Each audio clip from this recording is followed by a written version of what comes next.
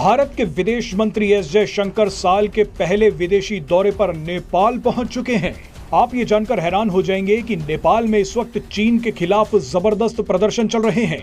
लाखों लोग सड़कों पर उतरकर नेपाल में चीन की दखल अंदाजी का विरोध कर रहे हैं। तो मैंने आपके साथ लास्ट वीडियो के अंदर ये बात की थी कि एस जयशंकर जो है वो या जयशंकर जो है नेपाल आए हैं, इंडिया के फॉरेन मिनिस्टर हैं और उन्होंने नेपाल के साथ बेहतर ताल्लुकात के बारे में बात की थी। तो चलिए आज की वीडियो आपको साथ शेयर करते हुए आपको बताते हैं कि वो नेपाल क्यों आए हैं, उनका मकसद क्या था और नेपाल आने के पीछे उनका क्या ऐसा रीजन बना। तो आज की वीडियो को करते शुरू और आपको बताते हैं कि नेपाल के मीडिया के अंदर ये बात की जा रही है और साथ में इंडियन मीडिया के अंदर ये बात की जा रही है कि इंडिया नेपाल के साथ बेहतर ताल्लुकात चाहता है। तो चलिए आज हम इंडियन मीडिया की रिपोर्ट देखते हैं और आपके साथ शेयर करते हैं कि इंडियन मीडिया इसके बारे में क्या बात कर रहा है।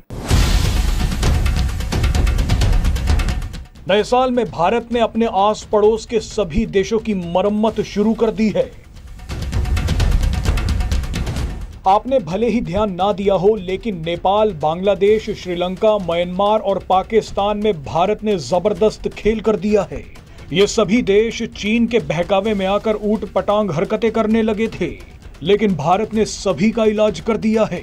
इस वीडियो में हमारी कोशिश रहेगी कि कम और आसान भाषा में आपको बता दें कि भारत ने 5 पड़ोसी देशों में क्या किया है, और आपको ये भी बताएंगे कि भारत के विदेश मंत्री एस जयशंकर अचानक कहां चले गए हैं। शुरुआत बांग्लादेश से करते हैं। बांग्लादेश में चुनाव होने वाले हैं। कई देश चाहते हैं कि बांग्लादेश में शेख हसीना की सरकार गिर जाए। शेख हसीना भारत की करीबी मानी जाती हैं, लेकिन कुछ देश चाहते हैं कि बांग्लादेश में मोदी से नफरत करने वाली विपक्षी पार्टियां अपनी सरकार बना लें। इनमें कट्टर इस्लामिक पार्टियां भी शामिल हैं। आप ये जानकर हैरान हो जाएंगे कि बांग्लादेश को अस्थिर करने में सबसे आगे अमेरिका और चीन है। अमेरिका तो चाहता है कि बांग्लादेश में कट्टरता इस कदर बढ़ जाए कि उसकी हालत भी अफगानिस्तान जैसी हो जाए। अमेरिका चाहता है कि बांग्लादेश में भी तालिबान जैसी सरकार आ जाए। इसलिए अमेरिका चुपचाप बांग्लादेश में विपक्षी पार्टियों का समर्थन कर रहा है। अगर विपक्षी पार्टियां बांग्लादेश में सरकार बनाने में सफल हो जाती हैं, तो भारत में अवैध घुसपैठ चरम पर पहुंच जाएगी। भारत के नॉर्थ ईस्ट राज्यों में अलगाववादी संगठनों को फिर भड़काया जाएगा। सभी नॉर्थ ईस्ट राज्यों में मणिपुर जैसी आग लगा दी जाएगी। चीन भी चाहता है कि पाकिस्तान बांग्लादेश में आईएसआई का नेटवर्क दोबारा खड़ा कर दे, लेकिन भारत ने बांग्लादेश के प्रधानमंत्री शेख हसीना के साथ मिलकर ऐसा हैंटर चलाया है कि चुनाव से पहले ही विपक्षी दलों ने चुनाव का बाइकआउट कर दिया है। इसका नतीजा ये होगा कि शेख हसीना सत्ता में दोबारा वापस आ जाएंगी। अब देखिए कि श्रीलंका में क्या हुआ है। भारत के कहने पर श्रीलंका ने चीन को साफ कह दिया है कि अब श्रीलंकाई बंदरगाहों पर अगले 1 साल तक कोई चीनी जासूसी जहाज नहीं रुक पाएगा। श्रीलंका का ये कदम भारत की एक बड़ी कूटनीतिक जीत है। कुछ समय पहले पीएम मोदी ने श्रीलंका से साफ साफ कह दिया था कि चीन के जहाज वैज्ञानिक शोध के नाम पर विशाल हिंद महासागर में जासूसी कर रहे हैं। भारत की इस चेतावनी के बाद श्रीलंका सरकार ने चीन के जहाजों पर बैन ही लगा दिया है। अब बात नेपाल की होगी। भारत के विदेश मंत्री एस जयशंकर साल के पहले विदेशी दौरे पर नेपाल पहुंच चुके हैं। आप ये जानकर हैरान हो जाएंगे कि नेपाल में इस वक्त चीन के खिलाफ जबरदस्त प्रदर्शन चल रहे हैं। लाखों लोग सड़कों पर उतरकर नेपाल में चीन की दखल अंदाजी का विरोध कर रहे हैं। नेपाल के लोग चीन से इतना परेशान हो चुके हैं कि उन्होंने अब ये कहना शुरू कर दिया है कि हमें लोकतंत्र नहीं बल्कि राजशाही वापस चाहिए। ऐसे में भारत ने भी बड़ा दांव खेल दिया है। भारत की कूटनीति और अपनी ही जनता के विरोध के चलते नेपाल की सरकार ने चीन को अब करारा झटका दे दिया है। नेपाल की सरकार ने फैसला किया है कि वो भारत के साथ एक बड़ा ऊर्जा समझौता करेगा। चीन इस समझौते से बिल्कुल खुश नहीं है, लेकिन नेपाल ने साफ कर दिया है कि हम भारत के साथ ये समझौता करेंगे। अगले कुछ दिन विदेश मंत्री एस जयशंकर नेपाल में रहेंगे, तो आप सोच सकते हैं कि नेपाल में क्या होने वाला है। अब चौथे पड़ोसी म्यांमार की भी बात कर लेते हैं। म्यांमार में इस वक्त जबरदस्त हिंसा चल रही है।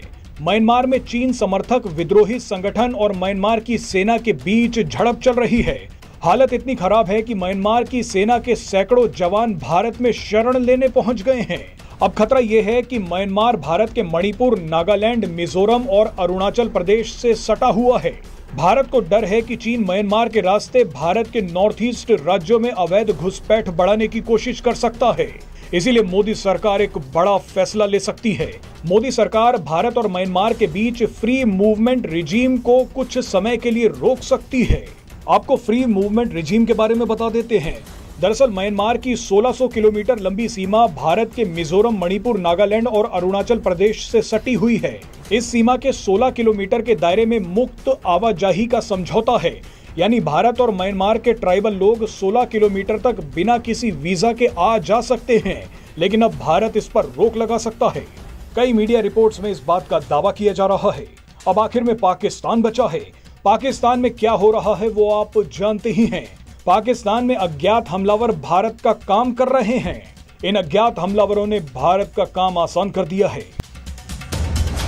तो वीडियो आप लोगों ने देख ली होगी। यहाँ पे अगर हम बात करें तो 5 से लेके 6 जनवरी और 7 जनवरी के बीच में एस जयशंकर नेपाल का विजिट किया और नेपाल के अंदर उन्होंने नेपाल और इंडिया के ताल्लुकात के बारे में बात की। सबसे पहली बात उन्होंने ये की कि इंडिया और नेपाल की इलेक्ट्रिसिटी का एक बड़ा मुआहदा होगा। हालांकि यही बात पिछले साल नेपाल के प्राइम मिनिस्टर पुष्पा कमल दहल ने भी की थी इंडियन प्राइम मिनिस्टर मोदी के साथ कि हम आपके साथ इलेक्ट्रिसिटी सेल कर रहे हैं, बट हम इस प्रोजेक्ट को आगे बढ़ाना चाहते हैं। वहीं पे नेपाल के प्राइम मिनिस्टर ने एक ये भी कहा था कि आप हमें एयर रूट दो पोखरा इंटरनेशनल एयरपोर्ट के लिए, ताकि हम इससे अपने एयरपोर्ट को फायदा दे। 1 साल हो गया इस एयरपोर्ट को और अभी तक ये बात की जा रही है कि इस इंटरनेशनल एयरपोर्ट पे इंटरनेशनल फ्लाइट तकरीबन कोई 4 इंटरनेशनल फ्लाइट आ चुकी है, बाकी लोकल फ्लाइट्स ही आ रही जा रही है। अब ये बात की जा रही है कि जयशंकर ने नेपाल का दौरा किया है। वो ये चाहते हैं कि 2 तरफा मुश्तरका कम्प्लेक्स के इजलास की ज़ेर सदारत उन्होंने की और उनके साथ बातचीत करने की कोशिश करें। मतलब इंडिया नेपाल के साथ बेहतर ताल्लुकात चाहते हैं। इंडियन मीडिया ये कह रहा है कि इंडियन के जो फॉरेन मिनिस्टर है नेपाल के अंदर गए हैं, वो नेपाल के साथ बेहतर ताल्लुकात चाहते हैं। और बेहतर ताल्लुकात वो इसलिए चाहते हैं कि क्योंकि अभी रिसेंटली टाइम के अंदर अगर हमने देखा है तो इंडिया के अंदर काफी सारे ऐसे मामला हुए कि अब इलेक्शन का भी टाइम आ रहा है, तो वो ताल्लुकात इसीलिए भी ठीक करना चाहते हैं। तो बात ये आ रही है कि नेपाल के बारे में ये बात की जा रही है कि नेपाल इंडिया के टुकड़ों पे पलता है। ये भी बात की जा रही है इस वीडियो के अंदर, आपने सुना होगा, गौर किया होगा। तो एक जगह पे इंडियन मीडिया ये बात करे कि नेपाल इंडियन टुकड़ों के ऊपर पलते हैं और फिर इंडियन के साथ गद्दारी करते हैं। आज जो है वो इंडिया नेपाल का साथ देने वाला है और इंडिया जो है वो नेपाल के साथ बेहतर ताल्लुकात चाहता है। नेपाल के अंदर अगर जो हालात खराब हो रहे हैं वो चाइना की वजह से हो रहे हैं। इंडियन मीडिया ने ये तक बात की है। तो बेसिकली इंडियन मीडिया का ये कहना है कि नेपाल के अंदर जो हालात खराब हो रहे हैं वो चाइना के खिलाफ हो रहे हैं, इंडिया के कहने के ऊपर। तो अब ये आप मुझे खुद बता सकते हैं कि नेपाल के अंदर हालात क्यों खराब हो रहे हैं। अरे खराब इंडिया की वजह से हो रहे हैं, चाइना के खिलाफ। अगर आप लोग मुझे रिपोर्ट देंगे तो ये रिपोर्ट काफी और भी इंटरेस्टिंग हो जाएगी। वीडियो अगर इंटरेस्टिंग लगी है तो वीडियो को लाइक लाजमी करें।